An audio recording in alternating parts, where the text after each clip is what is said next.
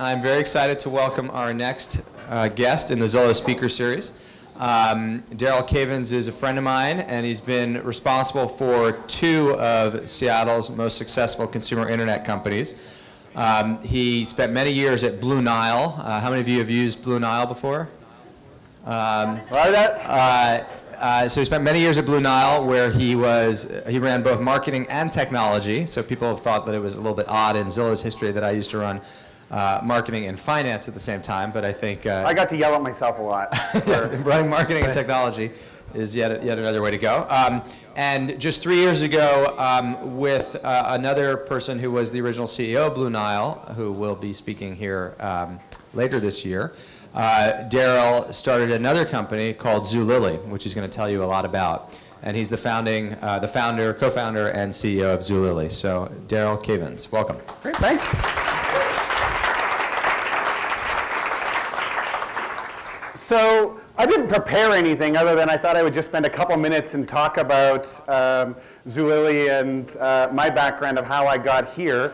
But honestly, I'd love this to be as interactive as possible, so if I'm babbling on something and you want to ask a question, put up your hand and ask. I grew up in Canada, so if the out and abouts come out and the A's, apologies. But I've been down here in Seattle, gosh, 18, 19 years now.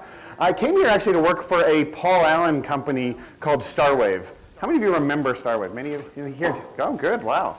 ESPN Sports Zone. So it was ESPN.com was really our flagship property. NBA, NFL, NASCAR, ABC News. So we, at the time in 94 through 99 when I was there, I was a software engineer. I don't often tell new hire employees this until they've been there a while, but I actually dropped out of college. So I spent a number of years up in Canada, uncertain what I wanted to do. Ended up kind of finding my way into software development without any real formal training, and ended up doing that at Starwave for a number of years. At the time, Starwave 94, 95, 96 through, we were the #2 site on the web after Yahoo. It's hard to believe that Google and others weren't around at the time, but it was by far the most trafficked site out there with any kind of real content. It was the first site as well where people were paying for things. So ESPN, you'd come on and we had premium content. We had gone out and actually licensed the ESPN name to be able to have the content out there and partner with ESPN. At the time, everyone was out there paying somebody else to build them a website. And we had gone to ESPN and said, we want to license the rights to your name and bring it online. And it grew like crazy. We actually ended up going through 4 acquisitions in 4 years. I don't recommend that. It kind of sucked at the time. But we ended up getting acquired by the Walt Disney Company. Just as that deal got done, we actually got traded to InfoSeek for half of InfoSeek. How many remember InfoSeek? And so I was commuting once a week down to Sunnyvale down there, trying to figure out how do we do this whole portal thing. I mean, that was going to be the big takeover of the world. Everybody's going to be a portal. You were going to have content for everything, and there was going to be one web page you went to where everything was there. And so we were going through that and ended up eventually getting InfoSeek acquired by the Walt Disney Company, and then they spun us off as a tracking stock and then acquired it again. So figuring out your stock options was a little complicated through 4 transitions. So I'd been through that, decided that working for Disney wasn't my idea of a great kind of fun future. And so ended up looking around. And I came across this little startup in Seattle that had just got off the ground, at the time called Internet Diamonds. And this was the time of pets.com, and if you put internet or .com on the end of something, you got like 10x the valuation, and every store in whatever category you're in was going to go bankrupt, and you were going to take over the world. And so, as I went through that, I got a chance to meet my co-founder at Zulily, Mark Vadon. He had just started this. He'd been a consultant for a number of years, and had found this little business in Seattle that was selling diamonds online. He was out looking for an engagement ring, and I think he's coming in a couple months, but he was out looking for an engagement ring, and walked into the Tiffany store. And you'll see when you meet Mark, he's a super analytical guy. He walked into the Tiffany store down in San Francisco, and the guy was presenting a couple diamonds, and Mark is like, okay, how do I tell the difference between these? What's going on? And the guy was like, which one speaks to you? And Mark's like, I'm out. I'm done. And so went online looking for a kind of consumer reports type site, and came across this little site up in Seattle, and ended up buying his ring from this site. That was happened to be a jewelry store down in SeaTac. And so when he was up here on business a couple weeks later, he called up the guy and said, can I swing by and talk to you? And said, yeah, sure, come on by. And they had a jewelry store in the front, and what he saw when he walked in was about 7 or 8 people standing at the counter with phones, with the phone ringing off the hook from their website. And Mark was talking to the guy and said, oh, I must have been a pretty good sale. I think he spent $4,000 or $5,000 at the time. And the guy's like, it's kind of average, and this business had taken off. And so Mark struck a deal to actually raise venture money and buy it back in '99. And this was May of '99, and I joined him in August of '99, just after it got that going. And what a crazy time in '99. We actually did 3 rounds of funding in 6 months.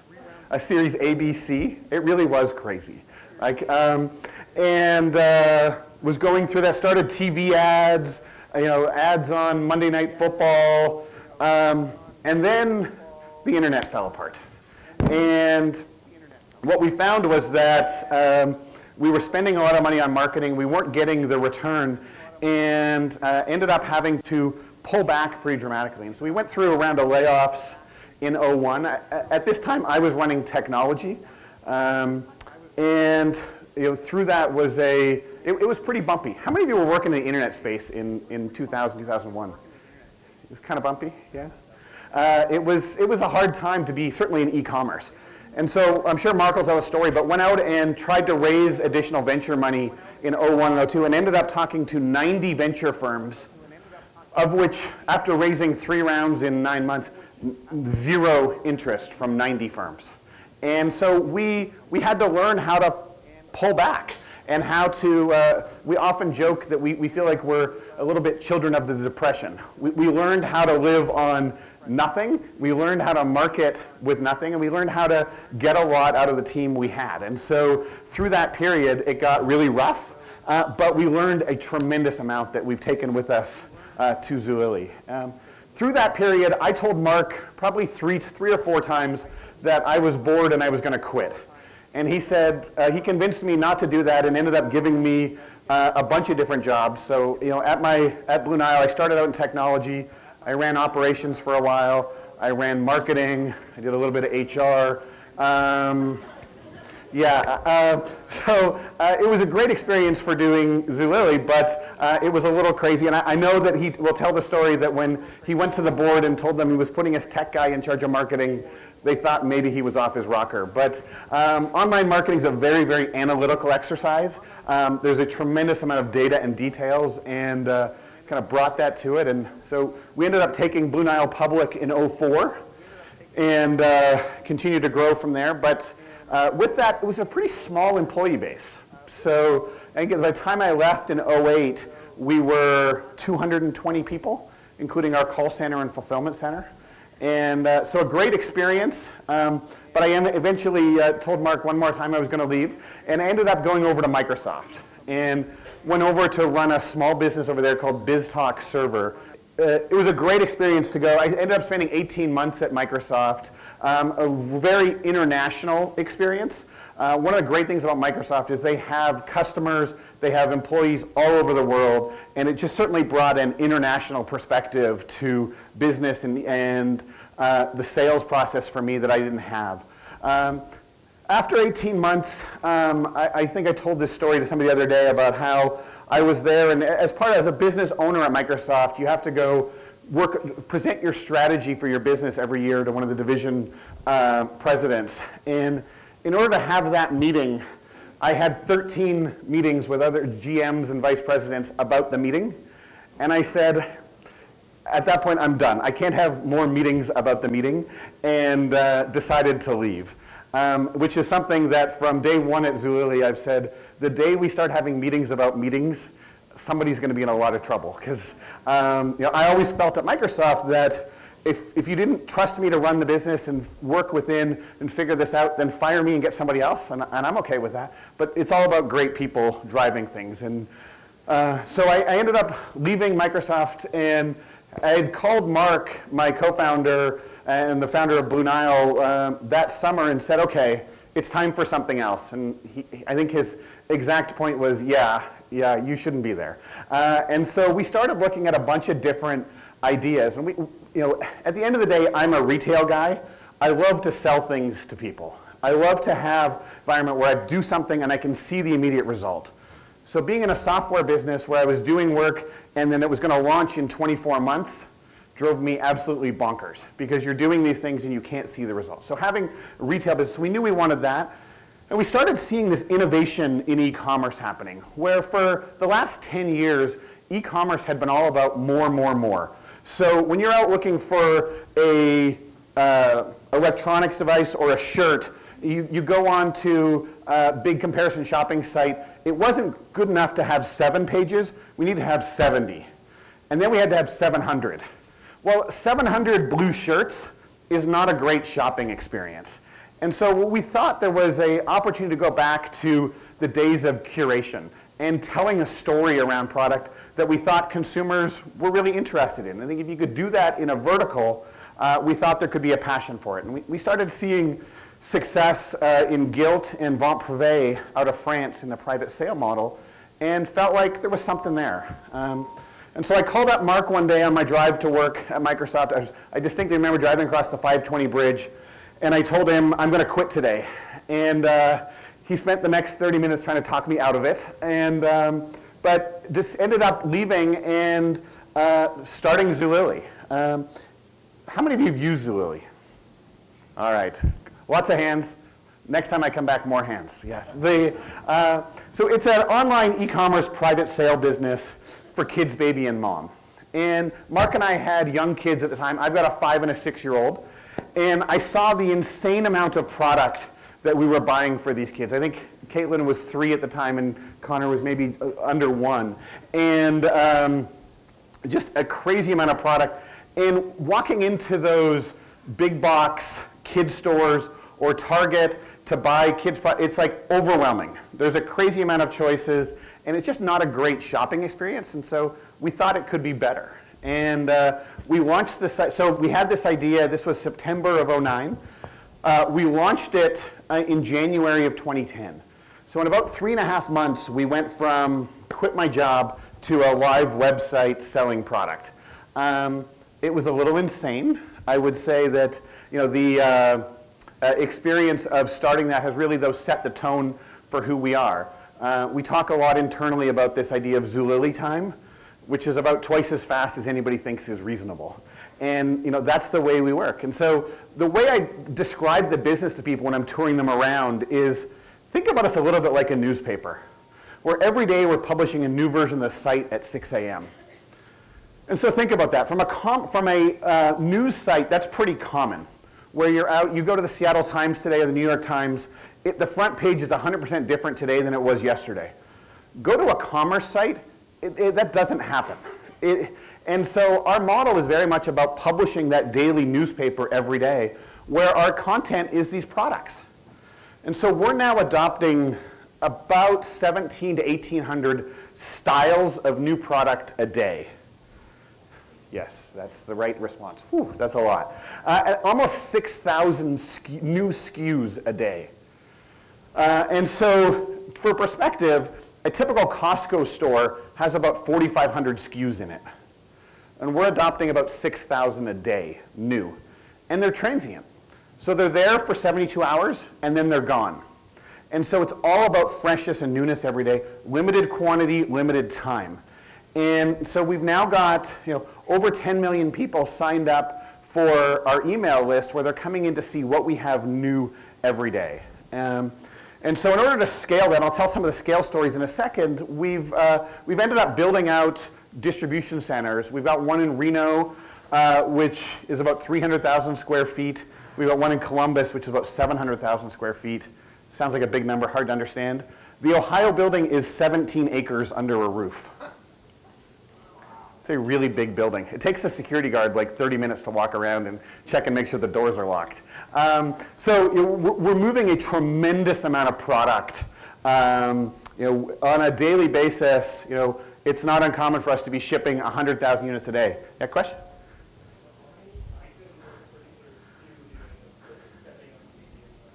The question was, how many items of an individual SKU do we sell? It varies. It can vary from a handful to thousands. And we're out there, big diversity of product. So most of the brands you see on Zulily are up and coming brands. We often talk about them as being kind of off the end of the long tail. They're often not products you're going to find on Amazon. They are different, unique. They're mom entrepreneurs, or they're a small business that's built some amazing product for mom. And we've got those kind of products out there, and so it is fresh and new. We've got a team of about 40 writers on staff that are writing copy about that. We've got 35 photo studios now for producing these photos every day for the product, as well as the editorial photos for our email and our homepage. And so there's a big production element every day about launching this newspaper every day. And that's what's driving this engagement from these moms. And so, in the private sales space, we've seen many folks go broad. So head towards the department store category. Start in one, and now we're going to have home, we're going to have kids, and I really believe these businesses live and die by the engagement of the consumer. It's kind of like your business.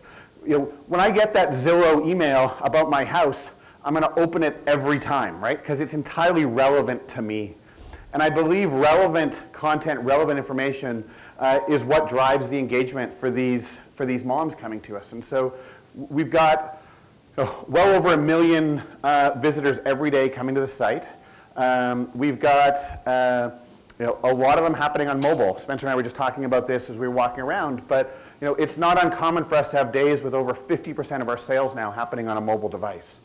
And that's sales. It's not just traffic. And so what you see is we talk internally a lot about this idea that we get 3 to 5 minutes of mom's time every day. And we want to make it great. The great product, great photography, and great value for that product. And so a lot of time goes into that. I thought I'd take a minute and just tell a story about our building our fulfillment centers.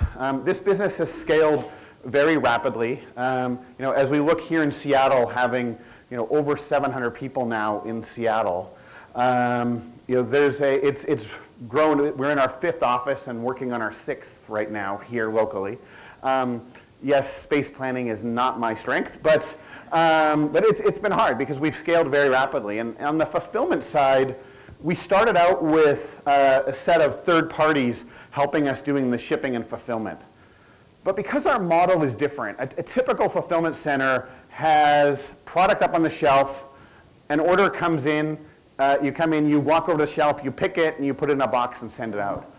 Because we've got the churn of SKUs going through our facility, you can think of our facility a little more like a FedEx or UPS sort hub, where product's coming in one side, it's getting meshed with something else you may have ordered and shipped out the other side, typically same day or next day. And so there's a lot of movement happening in the fulfillment centers. And it's just very, very different. And so we outscaled very rapidly 2 fulfillment partners, one of which we got to a point where we had 7 days of orders on trucks in the parking lot that we couldn't get through the building and shipped out to customers. I will tell you as a CEO, that is probably the worst feeling, that you've taken these customers' orders and you can't get it delivered to them quickly. And we didn't have a great solution. So we realized we had to look at an alternative and pulled the team together. And such exciting part of my job is having a great team to work with, and said, we've got to find a solution. And they said, great, we've got it. We're going to go look at building our own distribution. And they went and spent a couple days and came back and said, it's going to take a year and going to take a couple $1 million, and we can do it. I was like, whoa, that's way too long. We got trucks on the dock. We got to get this fixed now. And so they went off and sharpened their pencils and came back at 7 months and said, look what we've done. And I said, that's all great. We have 10 weeks. And they looked at me like I was a crazy person, which I may have been, and said it can't be done. And so I'm not a big fan of can't. So we said, well, let's sit down and figure out why. And they said, look, it's going to take 2 months to get a building. I said, well, so if we have one by Friday, does that go? That takes 2 or 3 months? Well, yeah, but you can't do. So we hopped on a plane and went to Reno and rented a building. And we then said, we need to get into some software and technology and a warehouse management system. And how many of you are on the tech side? Well, it's really easy to put in a new system like that, right? So we looked at options, and we actually went to our earliest 3PL and said, can we buy your software? Can we bring, because it worked well. We had troubles with them scaling operationally, but they're soft. And so we went and bought that. And we actually launched a day early. So we launched in just under 10 weeks that Reno facility. And then 11 weeks later, we launched in Ohio and brought up our own fulfillment network and went after it. And it's worked out really, really well. But it's all about this idea that we kind of can go after it. The business, again, 3 years ago, it was 5 or 6 of us sitting around a table. And it's ramped very rapidly. And we've got this kind of mindset of can do. And so we're out there every day launching something new. We've got a team of buyers that are out finding new product every single day. And our goal is to make sure that when you come to that site every day and you get that newspaper delivered, that it's not the same stuff you've seen before, that it's fresh, it's new, it's different. Last April, we launched in the UK. So we've now got a European business over there. We've got a team of about 40 over in London that are working on the same business and platform, but a different site and experience every day. I'm actually hopping on a plane to head over there right after this, and they are charging ahead, and we're seeing great momentum over there as well. And so I think we're very, very excited about the business. It is. Spencer and I were talking. He came over and did one of these at Zulily a couple weeks ago, and our office does not look anything like yours. We have rolling racks of clothes and boxes of product everywhere. Everywhere, you'd say?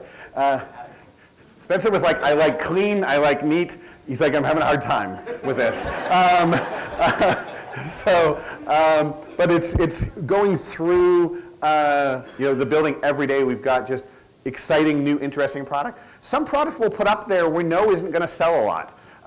There was a product we put up 6 or 9 months ago that was a fancy dollhouse. It was a Frank Lloyd Wright style dollhouse. It had little working light switches in it. It was a couple $100, knowing we're not going to sell a lot of it, but it was really cool, right? So we try to make it interesting every day, that there are those stories and fun things there. And there also happens to be a lot of product that, if you've got kids, they go through clothes, they go through toys very, very rapidly. I mean, the clothes for my 6-year-old, a year ago, her wardrobe has entirely turned over. And so it's, in many ways, this category is a replenishment business more than just a retail consumer business. And so it's worked out well. I really feel like we're still just getting started. Again, 3 years in and charging ahead. I think we're just continuing to focus on growth and where we go from here. And so hopefully you're all still awake. But I'm happy to take questions or talk about things. Yeah. What do you do for your inventory? For inventory, what do you do with items that don't sell? Do you pre-purchase everything, and then if it doesn't sell, then take it back, or do you not have to actually buy anything until you know how many you sell, and how do your... So the vast majority of the sales that we do, we don't have an inventory when we sell it to you. So we're out there sourcing that product. It's in the vendor's warehouse when you order. It is the one negative about our business. Our shipping lead times are longer than you'd like and we'd like. And it's something we're continuing to work on. But we're never going to be next day for things. So we generally are bringing in just inventory that we've sold. It's one of the things that makes the business part of our business great, is that we end up with a negative working capital model, which is what we had at Blue Nile, where we're able to sell the consumer product and we're paying vendors on terms. So the business actually is cash generative over time because we're not bringing in massive amounts of inventory. And so that's the way the model works. And we continue to adjust it and tweak it, and like anything, it's not perfect in how we do any one way. We do a lot of different ways, but that's the main way. So I had a couple of questions come in ahead of time by email. One of them was about international expansion. Yep. How did you know when to expand internationally? Why did you choose the UK? And would you do anything different based on what you've done so far? And what countries might be next and why? Wow, great question. Yeah, international is a hard one. As we looked at it about a year ago, actually Mark, my co-founder, and I, we had a long debate about this, and we were actually on different sides of it. And he actually didn't want to go to international yet. I felt like it was critical for us to get that understanding and comprehension of it. And as we looked at where to go, I'm going to steal the line and idea that I copied from Jim Senegal at Costco, who I saw him speak maybe 5 or 6 years ago at an event, and he had asked the same question, and there's a lot of truth to his answer that applies to us, is they speak English, and there's a direct flight from Seattle.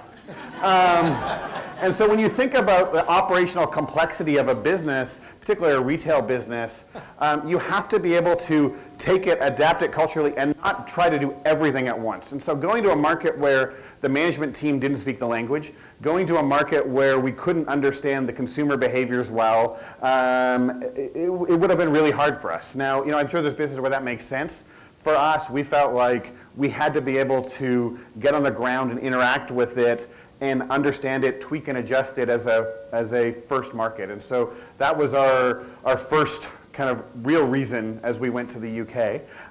And there's a great e-commerce market there. And it's a good hub for the rest of Europe. And so we are now shipping through pretty much all of Europe. You're going to see us look to the rest of Europe. We're still working on kind of plans for what's next there. Overall, it's going really well, though. Really excited about the momentum we're seeing and continuing to hire and grow over there. How have you set it up organizationally? Are there shared services in Seattle that support the UK, or it's totally separate? There are. In the UK, we've got our buying. So it's a different set of product every day. So if you go to zulily.co.uk and go to zulily.com, you're going to see it looks pretty similar, but it's different product every day that we've got there. And so we've got a buying office there, we've got a separate logistics team there, and our studio operations, which includes our writers, our photographers, our stylists, photo editors over there. Shared services out of Seattle are technology, marketing, finance, kind of the infrastructure side of things. And I think as we look forward at scale, bringing some of those more to local markets, but it works well right now having that in Seattle. Although it does require, a moderate amount of time on airplanes for some of us.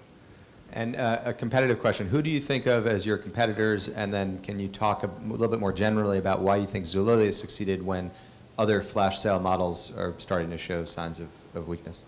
Yeah, competition is always an interesting one for me because as I talk to the team internally, we really don't talk about competitors much. We very much are obsessed about our customers and delivering on that. But when I talk to our customers, which I try to do very, very regularly, I ask them where else they shop. And they're oftentimes telling us that they are shopping at Target, at Walmart, at the local boutique store down the street. That's really the main competition of where we see sales coming from. They are kind of in their local market looking, and this is just a different and kind of better way to discover these great brands. When you go into your local boutique, how many of you had kids? Wow. All right, more hands should have gone up when it said who shops on Zulily.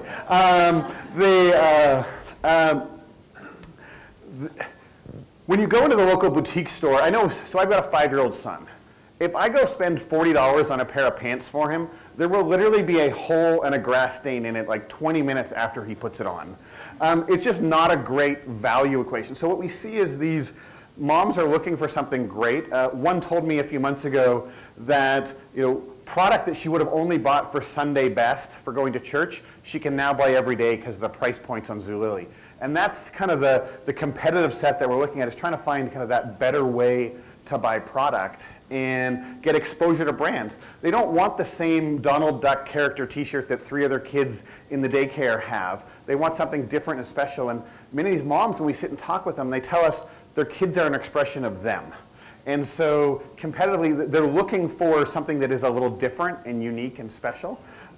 It's funny, when we talk about referral, it's one of the oddest things we saw when we started was they didn't want to tell their friends because it was such a great deal, and they wanted to make sure that they got access to the product before, they didn't want their friend down the street to get that. And so it was like, wow, this is a bizarre e-commerce experience from a referral and word of mouth. And so, that's really who we see and look at every day. And so that gets into the brand positioning question that I had. When you were describing just now, value was a pretty big part of the equation. So I guess, how would you describe the brand positioning, or if you could overhear, one mom at the playground describe Zulily to another mom, what would you want to hear her say in describing it to a friend? So our brand is really all about, mom, and it's all about kind of great products for mom. So we have over time, we started out adding some product around maternity and nursing, and that kind of flew off the shelves. So one of the great things about this business is that I can put something up there today and it's gone in 3 days. So there's a license to test and an expectation about something different tomorrow. And so it's allowed us to kind of figure out where the edges of the brand are. And we've been able to kind of figure out that it's really all about mom and things that mom wants. Our customer is middle America mom. We've got customers all over the country, but it really is a kind of approachable price point. Value is a key component. So this is the same question I would get at Blue Nile. So are you a luxury retailer or a discounter? My answer was yes. I believe in the online space you can really be both. I think you can have an amazing experience. We spend a lot of time and money on our photography, on our writing. It'd be way easier to take the vendor photos and put them up there. It just wouldn't look and feel special. It wouldn't be a great experience. It'd be way easier to have somebody else do we thought it would be way easier to have somebody else do the fulfillment. But we want to make sure that experience is great. And so it's all about that kind of great experience. And from a brand, these moms they want something special and different. Questions? Hi, I shop on Zulily. All right. So your pricing model, Yes. because you have off brands that I've never heard of, I Yep. don't really know if what you're selling me for $33 is really worth $53. Yep. And there are some brands that you do have that I can find on Amazon, and I'll just quickly Yep. go comparison shop. Yep. As you should. And sometimes it will be the same price. Yep. But it still says it was discounted on your site. How do you get around that? How is your pricing model done? So you shouldn't regularly find something the same price at Amazon or elsewhere. One of the things our buyers do is try to make sure that, and they're required, so if you find them, email me, to make sure that we're really the lowest price on the web. And we take it very, very seriously. Those of you that have worked at Amazon or know the Amazon team, they are aggressive about watching competitors and lowering prices when others have prices there. So it's not uncommon for us to see us put a product out and then 6 hours later the price war begins. And so that is I think part of what's there. But our goal is to have the lowest price online. So we actually require the team, and we have systems to go out and make sure that everything we have is lowest price. From a retail pricing perspective, there's actually a lot of laws and regulations around from the Federal Trade Commission on what you can say that price is. And so product has to have been sold at that price. And it has to be the manufacturer's suggested retail there in order to be able to advertise like that. So it's not just, I can't just put up $100 and say it's worth $100. There's actually, product has to have been sold at that price in order for that to be there. And that's oftentimes what the vendors telling us that it's selling in boutiques.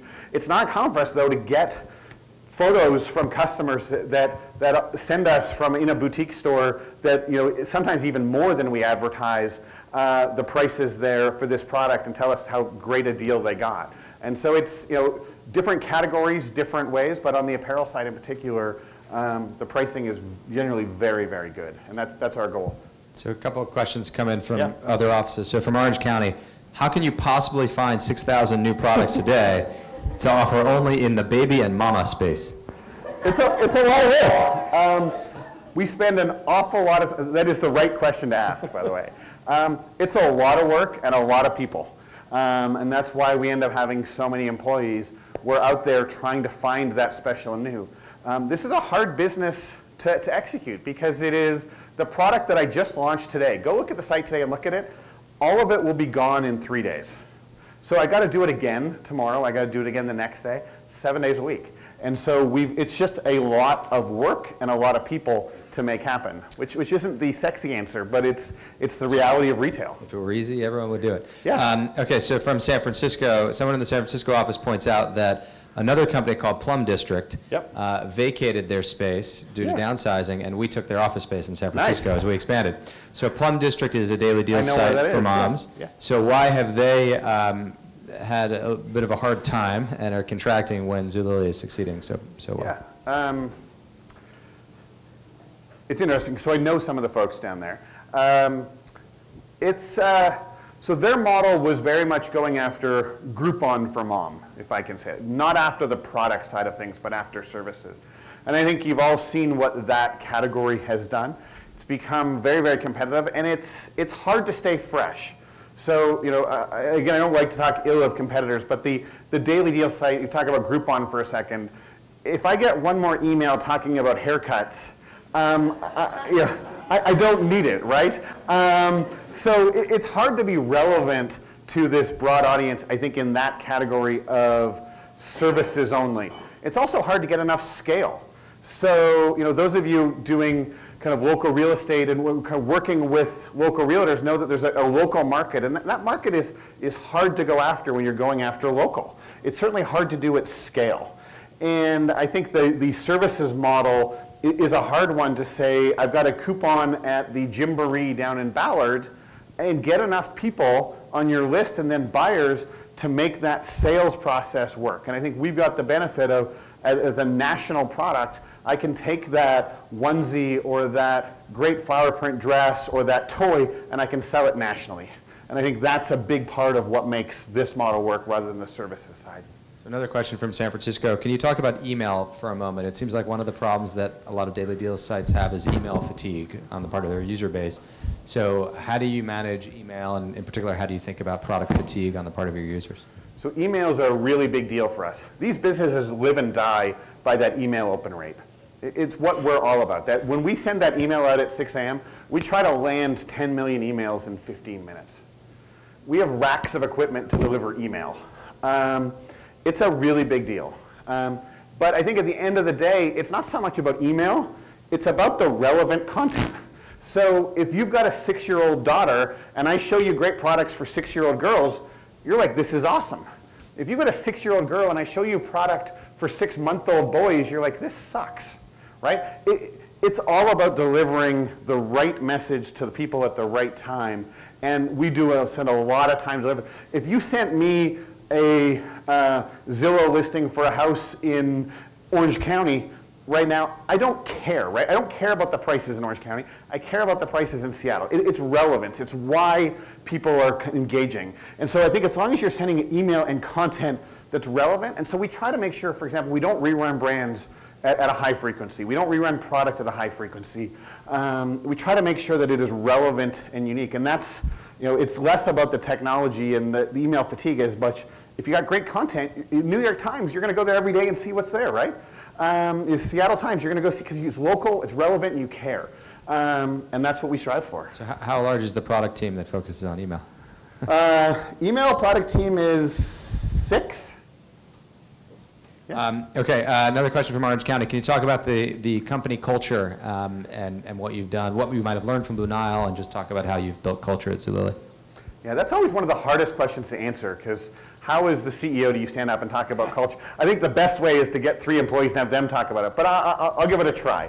For us, it's all about moving fast and new and fresh is a big part of who we are. And that has been in our DNA.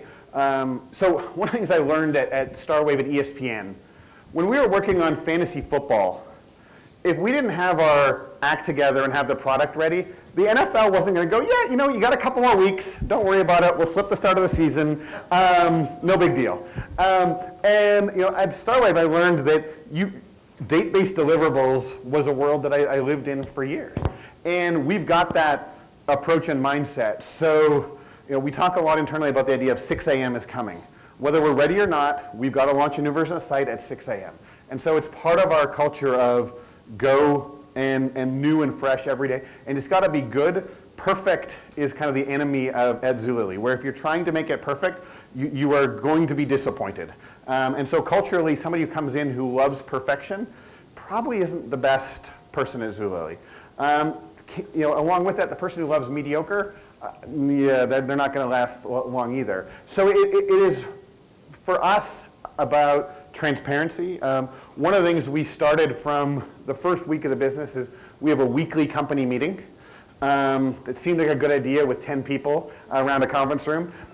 With hundreds and hundreds now, it gets a little harder. We got to video it, and but every week we do that, and we talk about what's going on.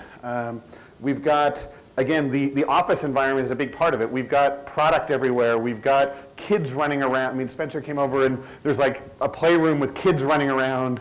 Things like it's not your. I mean, it's like a newsroom culture. It's incredibly frenetic. There's stuff everywhere. There's racks of clothes everywhere. There'll be people assembling cribs and disassembling cribs and strollers and, taking strollers and banging them to see if they fall apart before they choose to put them on the site. And, it's like a crazy environment. Yeah, they have developers and, and other people like we do too, but it's a very different office environment.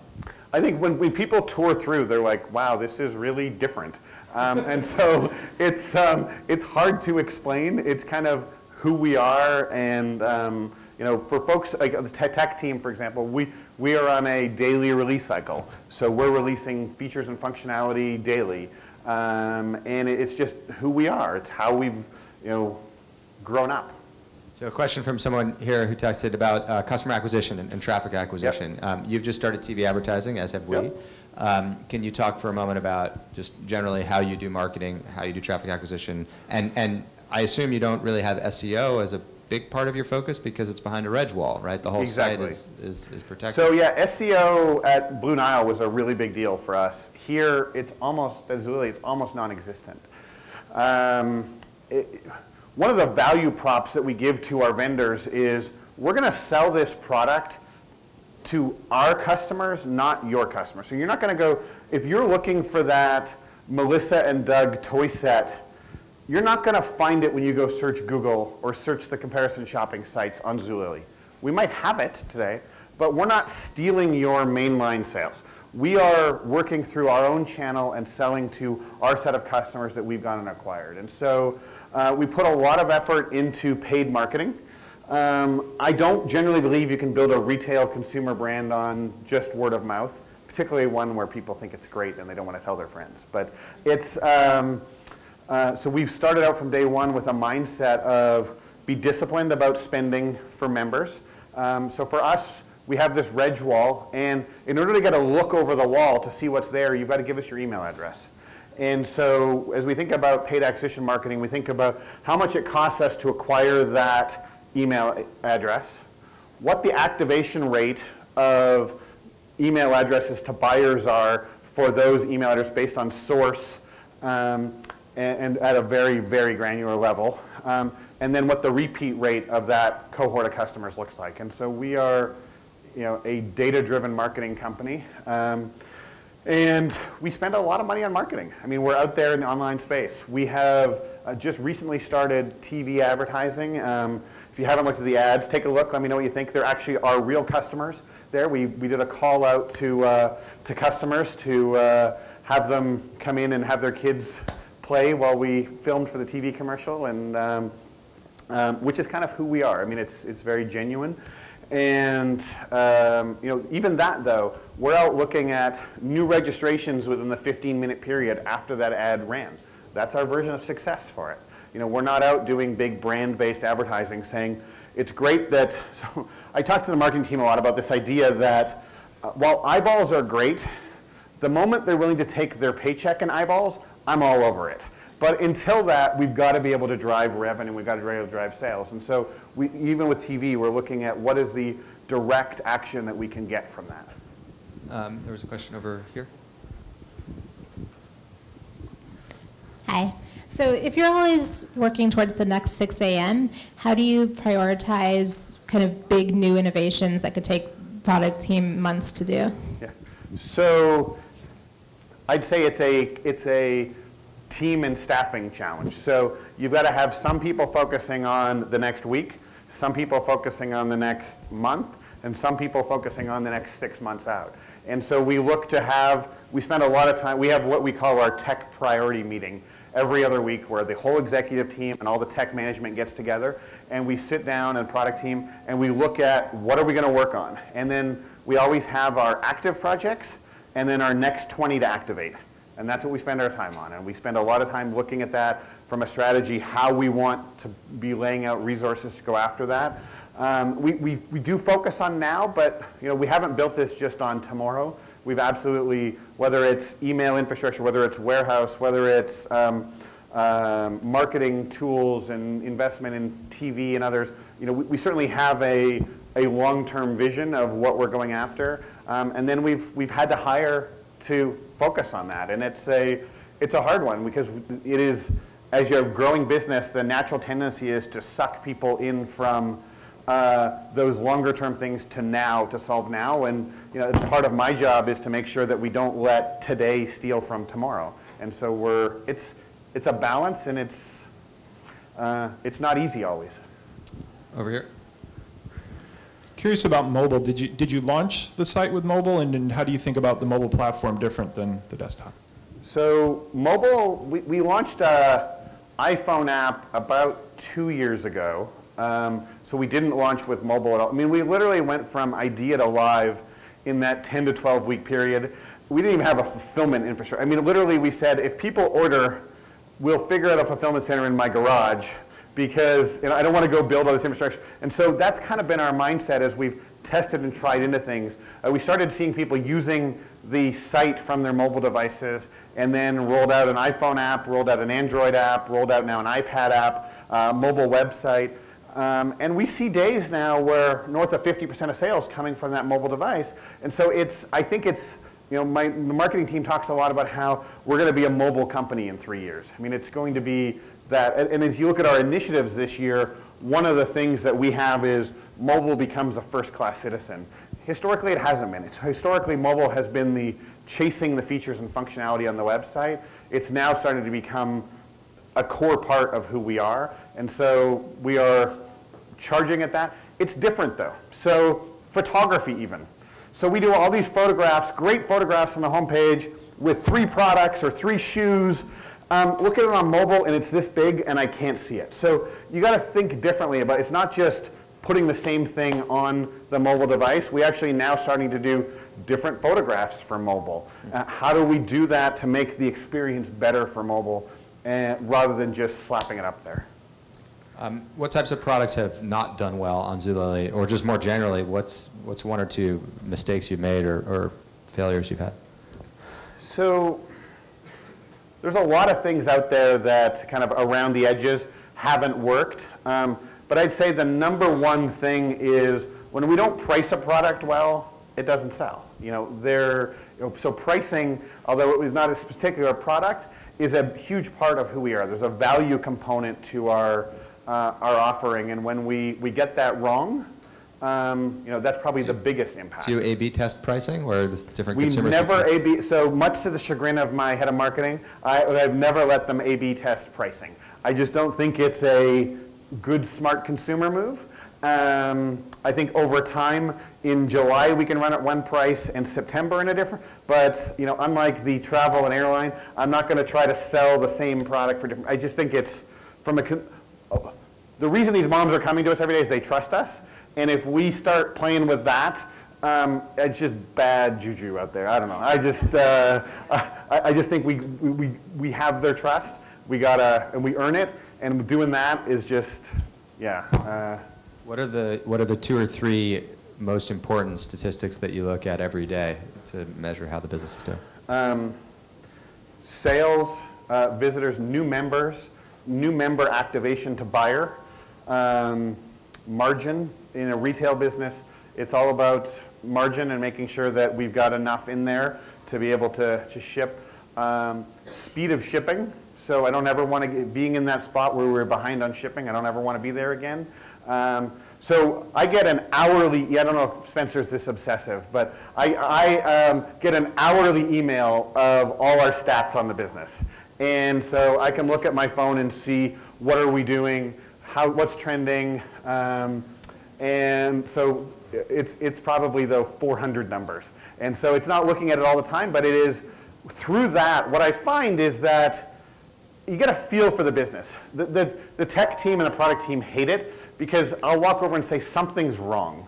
And I can't necessarily put my finger on exactly what it is, but through looking at that at a high frequency, you can just get a sense of that there's something right or wrong, and you get the rhythm of the business by looking at that data at a high frequency. And so I'm not looking at everything all the time, but you just get that feeling of how the business is. Probably one or two more questions. Lloyd. So I'm just trying to wrap my head around this 6,000 SKUs a day. Is a SKU a different size or a different color? Different size or color. And so how many different? About 1,800 to 2,000 new products a day. 17 to 18,000? No, 1,800 new style. Where this shirt might be a style, and it might come in 5 sizes. Okay, that was what I was trying to clarify. Yeah, Thanks. still a lot. Yeah. Hi, I'm curious about how long between signing a deal with a product provider and when it goes live on your site? It varies a lot. So it's not uncommon for us to have a vendor call us up and say, I just had a big return. You can have it if you can get it out of my warehouse in the next 7 days. And so we'll say, great, send over the samples overnight. We'll photograph it the next day. We can run it within 3 days, and we can have it out of their warehouse. And so we've actually got part of the team that's just set up to do that. But we've got, we're probably planned out any one time 6 or 8 weeks. But it's a stressful business because I literally don't know what I'm going to be selling next quarter. I have no idea.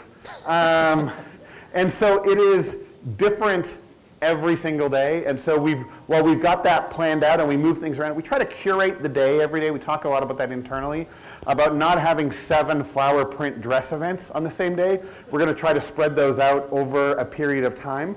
We won't want to have all the same competing products. So we try to curate the day every day.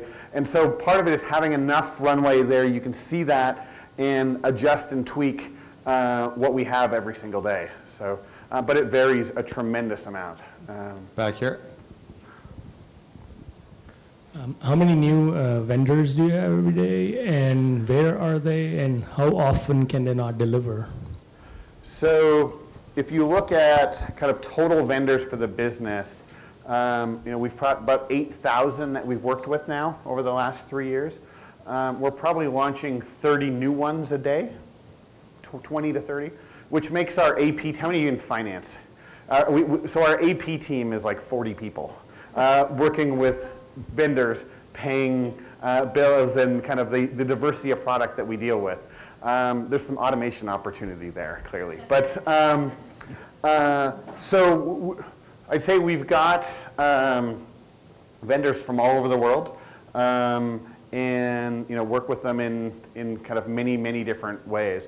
We try not to run any brand more than once every 10 to 12 weeks.